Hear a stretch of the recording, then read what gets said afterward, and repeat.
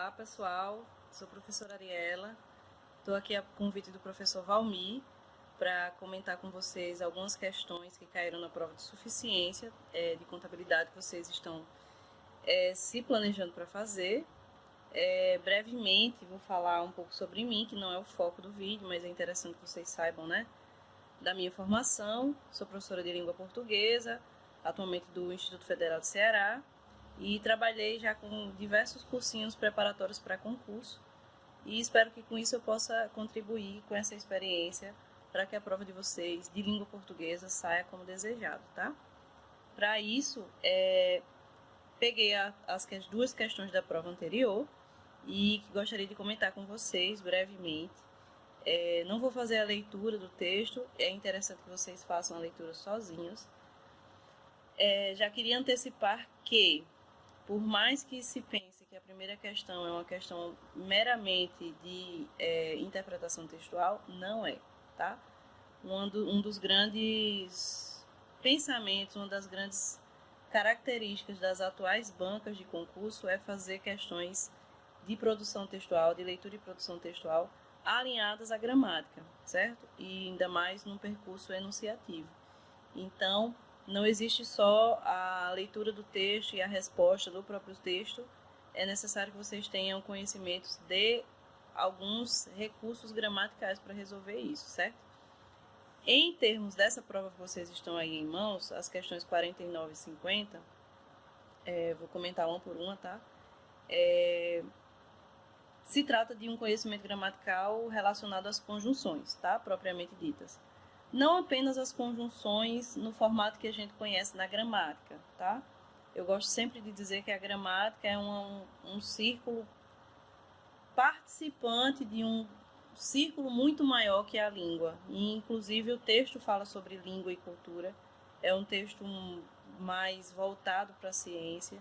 Importante o pensamento, o questionamento de que língua e cultura se constroem juntos, tá? E aí, quando se trata de gramática, é justamente essa perspectiva que é utilizada, é a gramática para a construção do texto. É a gramática como barras de concreto para a construção de um texto maior, certo? Então, os conhecimentos que vocês precisam saber em relação às conjunções, para resolver questões como essa, não podem se prender ao que a gramática diz, né? Que a conjunção mas é uma conjunção coordenativa adversativa. Isso não serve só, certo? Esse é um conhecimento básico. Mas as questões ultimamente têm apontado para questões discursivas baseadas na gramática. E o que eu quero dizer com discursivas é tudo que a gente fala não tem simplesmente um efeito gramatical, não tem. Senão não teríamos ironias, não teríamos piadas, não teríamos outros efeitos discursivos que a gente consegue ter através da língua. A gente consegue esses recursos através de efeitos de sentido. Isso é o que está voltado para a gramática, voltada para o discurso, para o enunciado, certo? Então, se você já sabe que a conjunção mas dá uma ideia de adversidade, esse é um começo, tá? Uma ideia de oposição. Choveu, mas fui à praia. É uma ideia de oposição. Se choveu, você não deveria ter ido à praia, o contrário aconteceu. Então, se você pensa na conjunção mais como sendo de uma perspectiva discursiva, é como a do exemplo. Mas, rapaz, e esse filme que passou? Interessante, né?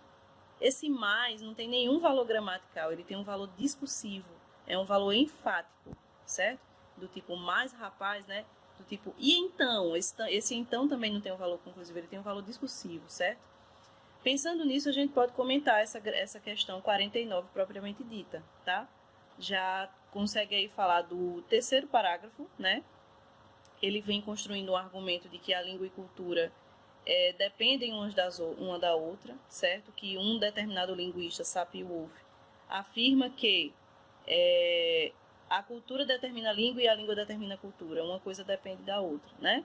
E aí, então, a questão diz, no trecho, não se trata de uma visão racista ou etnocêntrica, mas da constatação de que certas línguas oferecem mais recursos e um pensamento complexo e abstrato do que outras. Sim, pura verdade. Por exemplo, no Brasil a gente esquece que a gente tem duas línguas oficiais. A primeira é a língua portuguesa, né? A nossa herança cultural, digamos assim, porque foi uma herança imposta, né, pela colonização sofrida pelos portugueses, mas a gente também tem Libras, né, a língua brasileira de sinais. E na língua brasileira de sinais ocorre um fenômeno muito interessante, que é a dificuldade de abstração de certas questões, certo? Objetos, pessoas, coisas são mais fáceis de serem denominados do que pensamentos, e não apenas em libras, né? Isso é uma questão que ocorre aí entre a tradução do nosso pensamento e o mundo concreto. A língua está sempre tentando traduzir esse meio de campo aí. Mas então, a questão diz que não se trata de uma visão etnocêntrica, mas da constatação de que certas línguas oferecem mais recursos e um pensamento complexo e abstrato do que outras. Nesse sentido, o autor quis dizer que o não se trata e o mas, né, intensifica a credibilidade das ideias apresentadas, referindo-se ao seu discurso como isento de posições pontuais, sendo estruturado em fatos que evidenciem resultados obtidos. Olha, intensifica a credibilidade. Já deveríamos dar crédito a essa alternativa pelo verbo utilizado, né? Se você pensa, não se trata de, mas é uma intensidade, é um efeito discursivo que você quer dar à sua frase, porque se não fosse um efeito discursivo de intensidade, ele poderia ter dito apenas que trata-se da constatação de que línguas oferecem mais recursos. Então, quando ele diz intensifica a credibilidade das ideias apresentadas, já poderia se desconfiar que é a alternativa certa, tá? E aí você segue com do seu discurso como isento de posições pontuais. Sim, ele não está valorando o que ele está falando, ele está apresentando fatos. É algo científico, certo, pessoal? Há uma coisa que a gente tem se esquecido, de que a ciência está baseada em fatos, não em pensamentos, em achismos, em coisas e outras. Então, ele não está valorando a questão, ele está constatando. E a constatação se dá de forma empírica, com a observação das coisas no mundo. Letra A, portanto, é a correta, certo? Por que as letras B, C e D estão erradas? A letra B fala, limita-se a esclarecer seu interlocutor. Bom, ele falou, limita-se a esclarecer. Ele não faz isso. E aí aquele conhecimento das conjunções volta à tona, certo? Volta a vir à tona. Por quê? As conjunções são exemplos de que estamos dando opinião de alguma forma, tá? Não é que a gente esteja dando valor, mas a gente está argumentando, certo? Então, quando ele diz não se trata disso, mas daquilo, ele não está se limitando, ele está se colocando aí como um argumento existente no seu texto, tá? Por que não é a letra C também? Parte de uma negativa que tem como objetivo refutar os argumentos contrários já evidenciados.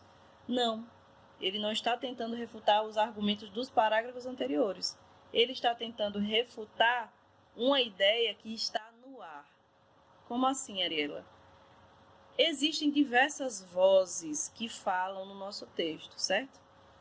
E um dos nossos recursos argumentativos, muitas vezes, é negar uma voz que não necessariamente está nele. Isso se chama polifonia, tá? Quando você diz, olha, vai ter Copa sim. Não é que no momento que você fala alguém disse que não vai ter Copa, mas os discursos condizentes com o seu argumento, que estão rodeando o seu argumento, dizem que não vai ter Copa. Então, para enfatizar, você diz que vai ter Copa sim. Então, é o que ele fala, certo? Ele não está refutando o que veio antes, mas o que ele vai falar agora, de vozes de outros textos. Não é uma questão etnocêntrica, quer dizer, de valorização da cultura europeia. Não é isso. É uma questão que está baseada em fatos, tá? Portanto, não é a letra C. Letra D. Esclarece que seu objetivo é convencer o leitor de que há uma polarização de pensamentos. Pelo contrário, é o contrário que ele está tentando dizer. Não há uma polarização. A língua não está sozinha e se desenvolve sem uma cultura, nem a cultura se desenvolve sem uma língua, certo? Então, com isso, pessoal, a gente fecha esse primeiro vídeo da questão 49. Espero que vocês tenham gostado. Leiam atentamente o texto e revisem as questões, tá? Não adianta saber apenas porque a questão está certa, é importante saber porque as outras estão erradas, tá bem? Até já. Obrigada pela atenção.